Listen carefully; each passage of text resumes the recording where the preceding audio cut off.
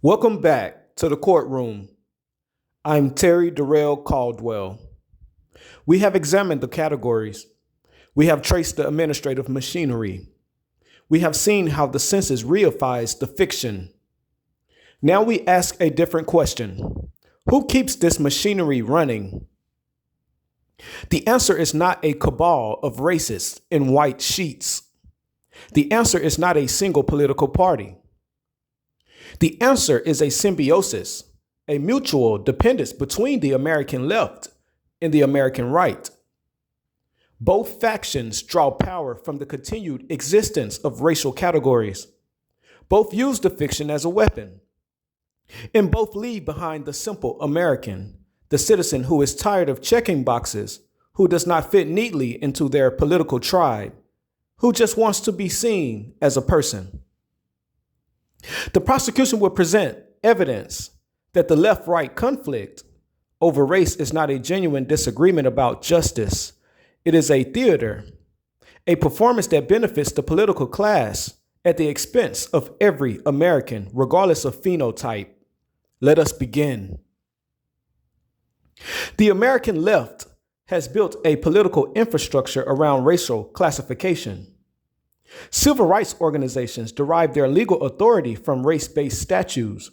Their funding, their membership, their political influence depend on the continued relevance of race as a category. The left uses racial data to document disparities. Then it uses those disparities to demand race-conscious remedies, affirmative action, DEI quotas, set-asides. The loop is self-perpetuating. Disparities, remedies, continued classification, more disparities. Why do the disparities persist? Because the remedies treat symptoms, not causes. Race-conscious admissions do not fix underfunded K-12 schools. DEI training does not rebuild red-lined neighborhoods. Set-asides do not eliminate the racial wealth gap. But the left does not need the remedies to succeed. It only needs them to continue. Because as long as the disparities exist, the left can demand more resources, more power, more influence. The grievance machinery is not designed to end grievance. It is designed to manage it. The cost? The left alienates working class white voters who perceive correctly that race-based remedies exclude them. It diverts resources from class-based programs that would benefit its core constituency, the poor, across all races. It invests in symbolic victories while material gaps persist. The left's weapon is race, and like all weapons, it wounds the wielder. The American right has built its own political infrastructure around racial backlash. Since the 1960s, the right has used race as a wedge issue. Kevin Phillips, the architect of the Republican Southern strategy, explicitly advised, the more Negroes who register as Democrats in the South, the better the Republican vote will be. The right uses coded language, states' rights, law and order, opposition to busing. Critical race theory is destroying our children. These terms carry racial valence without explicit racial language. They mobilize white voters who feel threatened by demographic change, by social justice movements, by the slow erosion of a status quo that once privileged them. But the right also uses colorblindness as a weapon, not as a principle. It opposes race-conscious remedies. It does not propose abolishing OMB Directive 15. It attacks affirmative action. It does not demand the removal of race boxes from census forms. It condemns the left for using race.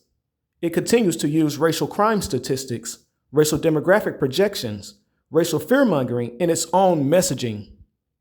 The right wants the fiction alive. It just wants to be the one holding the knife. The cost? The right alienates minority voters who might otherwise support conservative economic policies. It perpetuates the very divisions it claims to want to transcend. It trades long-term coalition building for short-term electoral gains. The right's weapon is backlash, and backlash requires a target. The fiction provides that target. Now, the prosecution presents the most important evidence in this case. The left and right are not enemies. They are dance partners. The left demands race-conscious remedies. The right opposes them. The conflict keeps race at the center of politics. The left uses race data to document disparities. The right uses the same data to claim that disparities prove reverse discrimination. If the left stopped demanding race-based remedies, the right would lose its wedge issue. If the right stopped opposing them, the left would lose its mobilizing frame. Neither side advocates for abolishing the racial classification system itself. Neither side proposes rescinding OMB Directive 15. Neither side demands the removal of race boxes from every federal form. Why? Because the system serves both sides. The prosecution submits that this is not a disagreement. It is a division of labor. The left manages the grievance. The right harvests the backlash. The fiction persists because neither side has an incentive to kill it. We have discussed Nazi racial laws. The Nazi regime also had a symbiosis of sorts, not between left and right, but between the regime and the German public. Many Germans went along with racial classification because it served their interests, jobs, security, and belonging. The prosecution is not comparing the American left and right to Nazis. The comparison is in mechanism. When a government classifies its citizens by race, it creates a set of categories that can be exploited by whoever holds power. The categories themselves become prizes to be fought over. The left fights for control of the remedy machinery. The right fights for the control of the backlash machinery. The machinery does not care who wins. It only cares that the fight continues. And while the left and right battle over the corpse of the fiction, the simple American is left behind. Now, the prosecution asked the central question of this hearing. Who pays the price for this symbiosis? Not the politicians. They gain power. Not the activists. They gain careers. Not the donors. They gain influence. The price is paid by the simple American, the citizen who does not fit neatly into the left's categories or the right's backlash, the citizen who is tired of checking boxes, the citizen who just wants to be seen as a person. Consider the evidence. A white working class man in Appalachia. He is poor. He is sick. He has no health insurance. The left tells him he is privileged because of his skin. The right tells him that his problems are not systemic. They are personal failings. Neither offers him a child allowance, universal health care, or a job in a rebuilt infrastructure. He is forgotten. A black middle-class woman in Atlanta. She has a degree. She has a good job. She owns a home. The left tells her she is still a victim of systemic racism. The right tells her that racism is over. Neither asks her what she really needs. She is forgotten. An Asian American small business owner in California. The left tells him he benefits from the model minority myth. The right tells him that affirmative action discrimination against Asians is justified. He is forgotten. A multiracial teenager in Texas. Her parents are black and white. She has no box that represents her. The left debates whether she is black enough. The right uses her existence to argue that race is meaningless, except when it isn't. She is forgotten. The prosecution does not ask for your sympathy. Sympathy is cheap. We ask for your recognition. The administrative state has constructed a racial taxonomy that reduces every American to a category. That taxonomy is used by both parties to extract political power. And the citizens who do not conform, who refuse to perform the required identity, are left behind.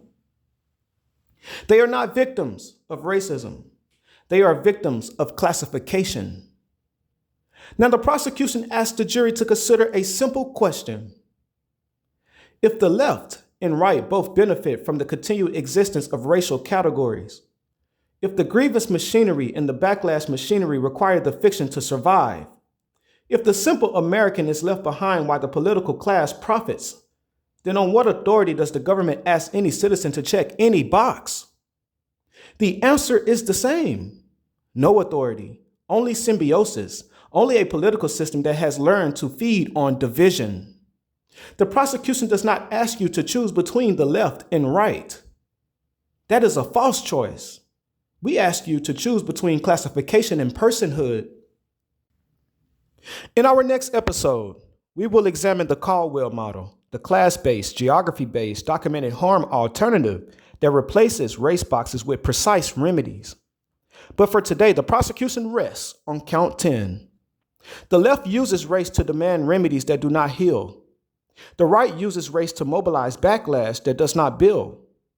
Both sides feed on the fiction. Both leave the simple American behind. The evidence shows that the left-right symbiosis is not a natural political divide.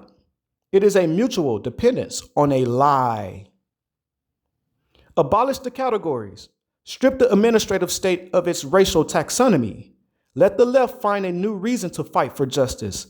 Let the right find a new reason to champion liberty. Let them fight over ideas, not identities. And in the space left by abolition, the forgotten American can finally be seen, not as a box, not as a data point, not as a weapon in someone else's war, but as a citizen, as a neighbor, as a person. Court will reconvene for episode 11, the Caldwell model, a class-based alternative.